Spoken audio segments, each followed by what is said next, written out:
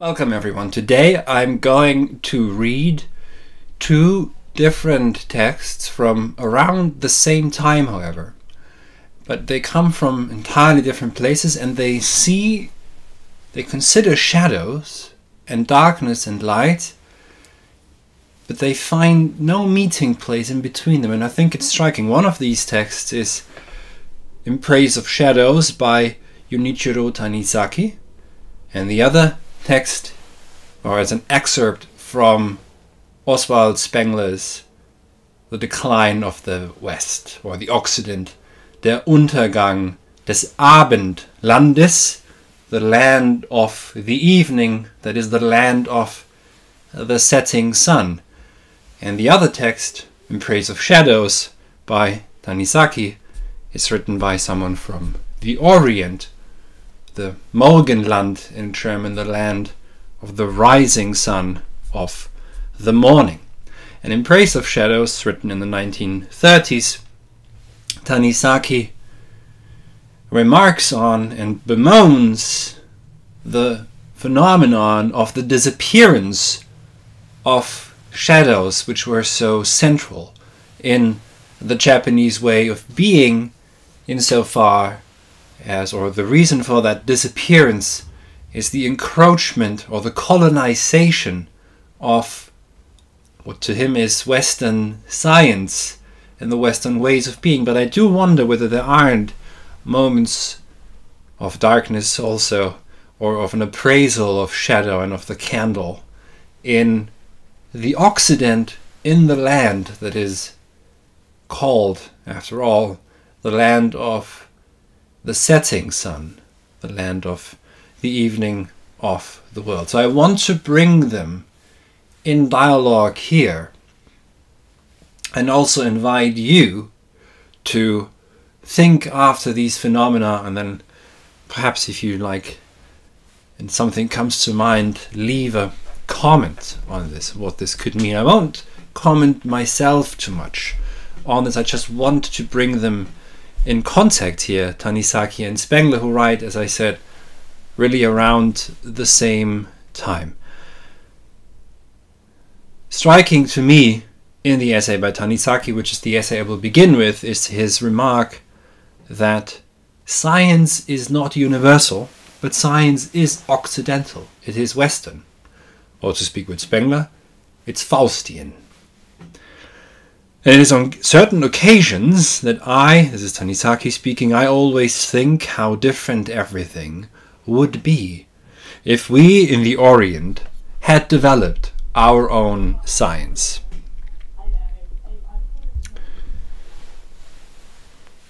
And the facts that we are now taught concerning the nature and the function of light, electricity, and atoms might well have presented themselves in different form. However, we have come this far, we cannot turn back, he continues. The Westerner, the Faustian, man has been able to move forward in ordered steps, while we have met superior civilization and have had to surrender to it, and we have had to leave a road we have followed for thousands of years. What gets lost through the loss of shadows is to him the beauty of Japan, which is not purely aesthetical, not at all, but is, and with some precaution, we import even this foreign word of ontology now into the Japanese way of thinking, but here it seems that beauty is, for us we could say, in our Western way of thinking, is ontological. It is also, by the way, not just so shadows are connected to silence for him. The return, the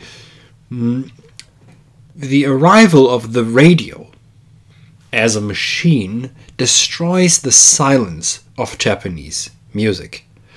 And he points out the great different, the nuances of shading and coloration in motion pictures, even just between German and American films, how different they are.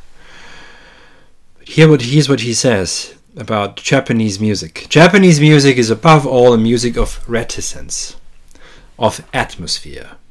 When recorded or amplified by a loudspeaker, the greater part of its charm is lost. In conversation too, we prefer the soft voice, the understatement. Most important of all are the pauses. Yet the phonograph and radio render these moments of silence utterly lifeless. And so we distort the arts themselves to curry favor to them with the machines. These machines are the inventions of Westerners and are, as we might expect, well suited to the Western arts. But precisely in this account they put our own arts at a great disadvantage.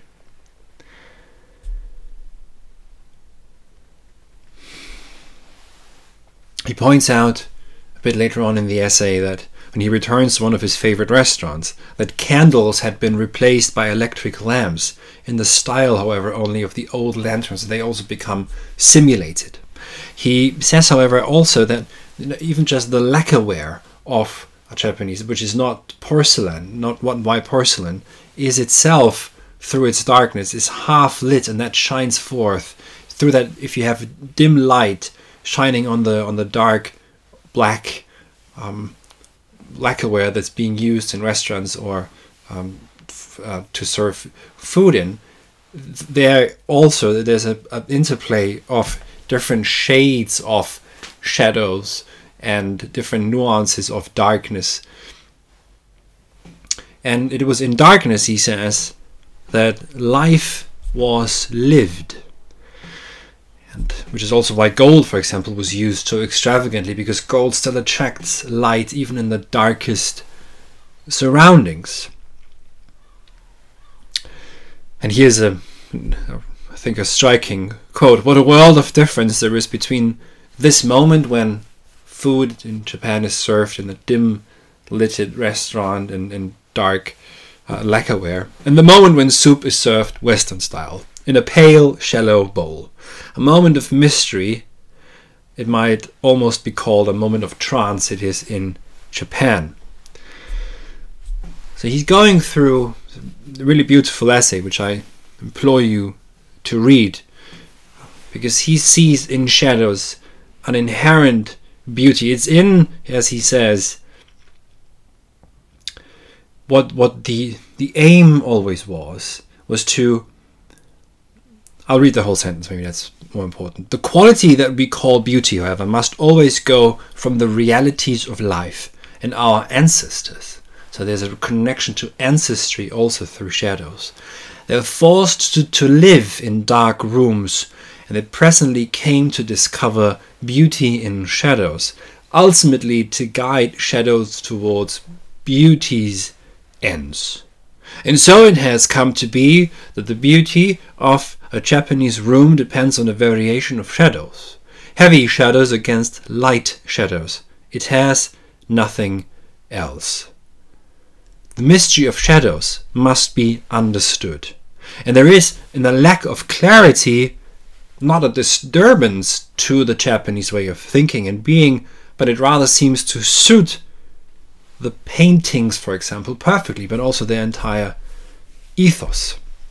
I marvel at our comprehension," he says, "of the secrets of shadows, our sensitive use of shadow and light. Because it is the shadows that also let come to the fore the no-thingness, the emptiness around which, perhaps we could say, the world is formed."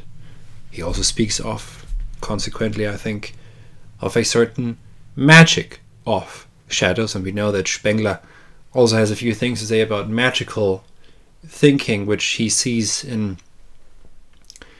the Arabic cultures and Zoroastrians, for example, but also in Spinoza.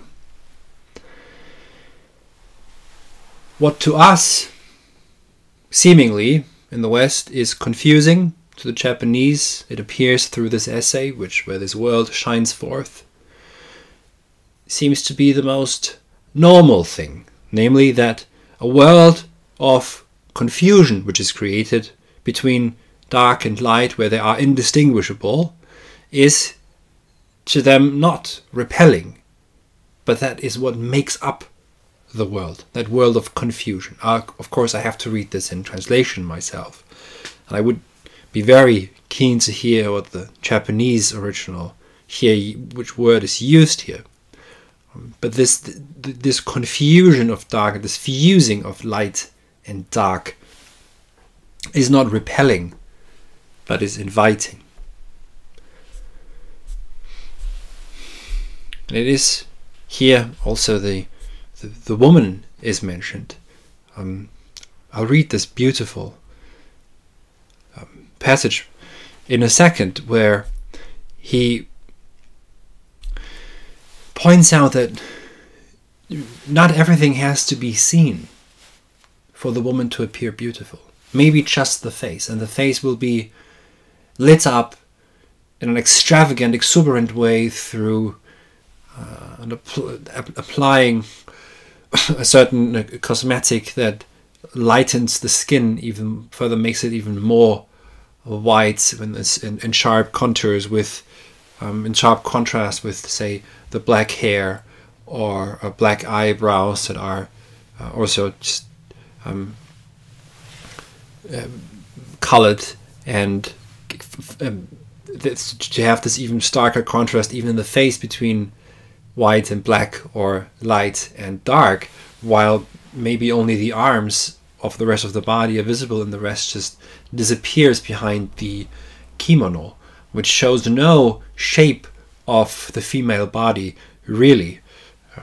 So here, for a woman who lived in the dark, it was enough if she had a faint white face. A full body was unnecessary. And that is, I think, ties in with this, and with this moment of what we would call in the West eros, with where we think of eros as the erotic, as the moment of a sexual encounter that is not fully, which plays, I have to put it like this, with withdrawal and non-availability, and hence is the opposite of pornographic, of course.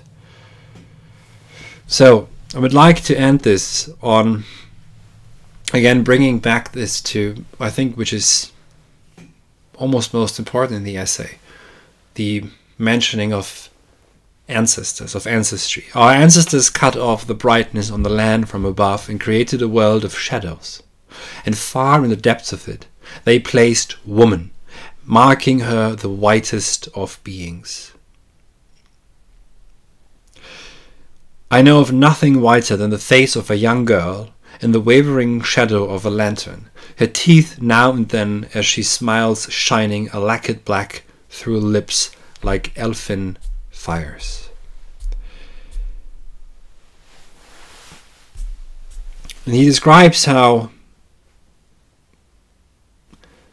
the floodlight that's come over from, I would assume, America mostly, to Japan, destroys this world of shadows created by the ancestors. And it leads also, as he points out, that trees are being cut around Kyoto, ancient trees, and the forest disappears so as to make room for this new world of illumination, of high rises and new builds, instead of allowing for the shades of the forest. And there is something there, but I don't think that it's purely Western. This is why I'm going to read Spengler now, from The Decline of the Occident, on the form of the soul, in that chapter, and then there in subchapter 6. Here's Spengler, because I want to. So it's for maybe for Tanizaki, the technology, the techniques for it comes from the Occident. But again, the Occident is the land of the evening, of the setting sun, of the sun that disappears, and is, especially when you think of what the Occident is this amalgamation between the south and the north of Europe, and the darkness of and the melancholy and the interiority of the northern soul that meets with the exteriority and the form of the southern soul. It's of course most exemplified in between France, Germany and Italy, which is why someone like Goethe has to go to Italy.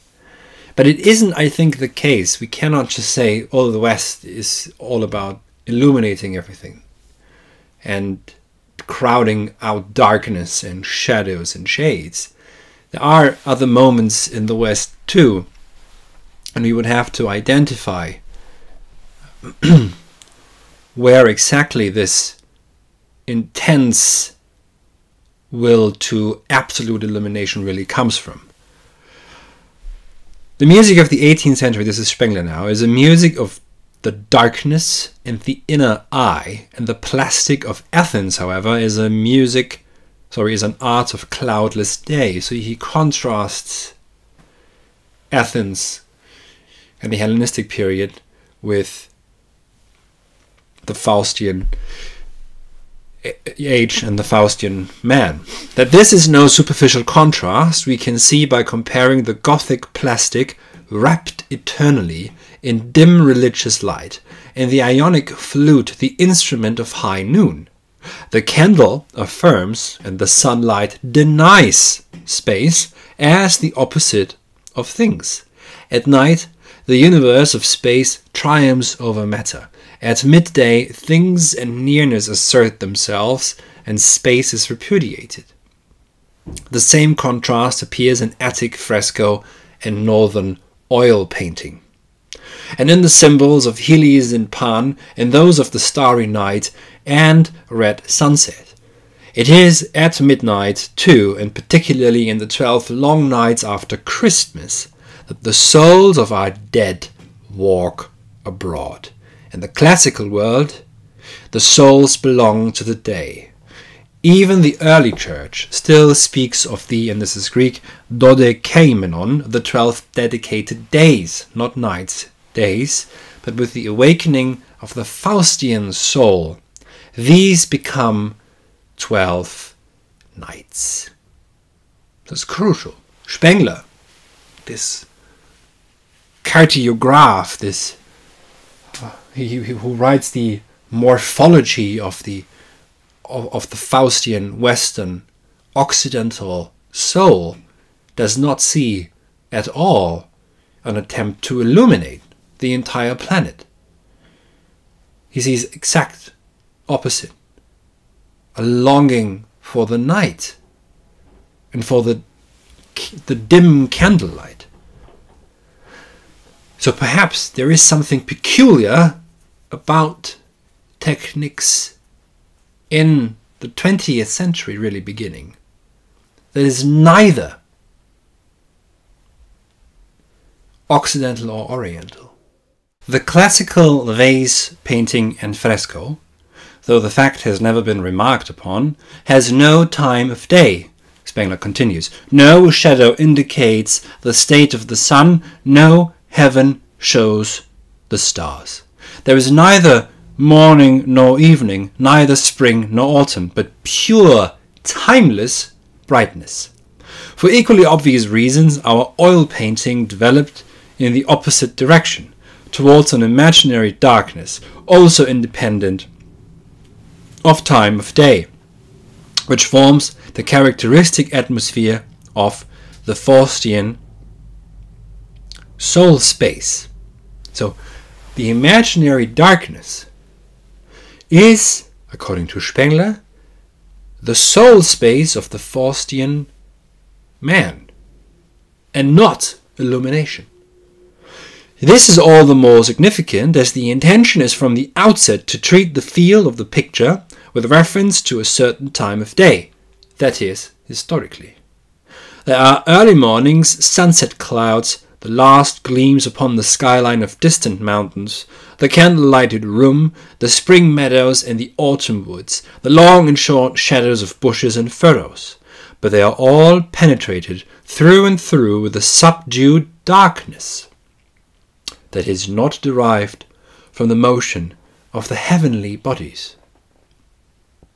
In fact, steady brightness and steady twilight are the respective hallmarks of the classical and the Western, alike in painting and in drama, and may we not also describe Euclidean geometry as a mathematic of the day and analysis as a mathematic of the night?